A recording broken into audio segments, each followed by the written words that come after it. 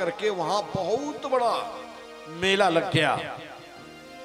जैसे ही व्यास जी कहते हैं बहुत बड़ा मेला लग गया, जितने भी लोग आए हैं उस समय महाराज परीक्षित अपनी नाक रगड़ते हुए सभी महात्माओं से कह रहे हैं, महाराज जी ऐसा कुछ करो जिससे कि मुझे 7 दिन में सद्गति मिल जाए।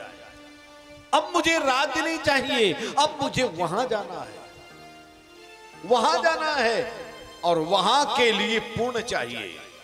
ध्यान रखना, जिसकी तुम कमाई कर रहे हो ना पैसे की, वो वहां चलता ही नहीं, ये मुद्रा वहां चलती नहीं, ये शरीर वहां जाएगा नहीं, ये पैसा तुम्हारा वहां जाएगा नहीं, और जो वहां लगेगा वो तुमने कमाई नहीं की, वहां लगेगा पुण्य वो तुमने पैदा नहीं किया, तो वहां पर केवल भटकना होगा।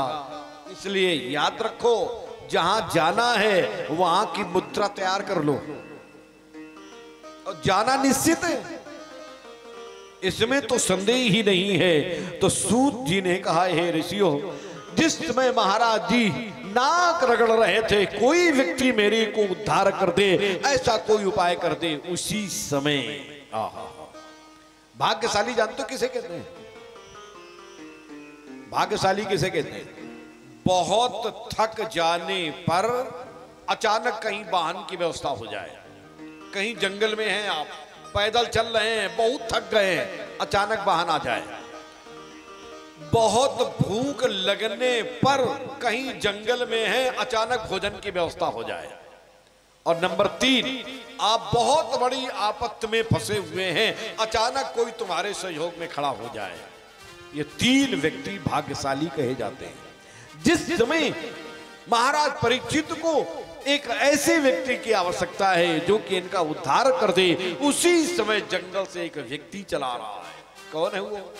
देखिए जरा, तत्राभवत भगवान व्यास पुत्रो यदृक्षया गामटमानुपेक्षा अलीक्ष्य लिंगो निज लाभ तुष्टो व्रतल सबालई अवधूत भेसा। क्या सुंदर बात कही है।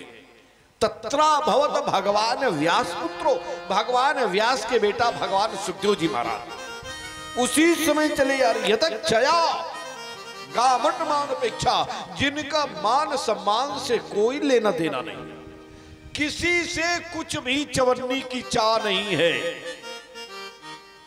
चवन्नी हमें किसी से नहीं चाहिए। अलिक्ष लिंगो, दिशाएं ही जिनकी वस्त्र है, बिल्कुल नग्न जिनका शरीर है।